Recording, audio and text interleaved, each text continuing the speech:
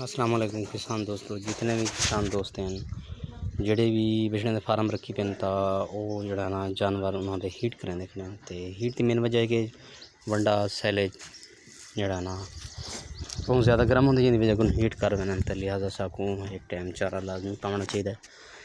चारे दी जिहड़ी मेन कम है वो हीट को कम करांदा है, यानी जी मैदे दी गर्मी को हटांदे ते जानवरों को जो ना खुराक की तरफ राग़िब करांदे, खुराक की तरफ घिनांदे। तो डूडू चार चारनी या पाँच पाँच खुराक छोड़ने बसाओकात इतना बचने वाले फार्म वाले इतना बड़ा पेन के वो खून मारन पै वन, तो उनके तरके वास्ते चारा पाना चाहिए। चारा जिस वेले अस पेसूँ तो वाले खून कहना मरे सन, हीट ही कहना करे सन, तो खुराक भी खावन पै सन, जिंदे ग्रोथ की दावत ही सी ते टाइम नाल अपना फुलाक कट गए सो ना। तो थोड़े वास्ते जी पिछली खुराक है वही नुकसान दे, तो वल बछड़े बीमारी तरफ मुंतकिल थी जिंदी वजह को नुकसान थी।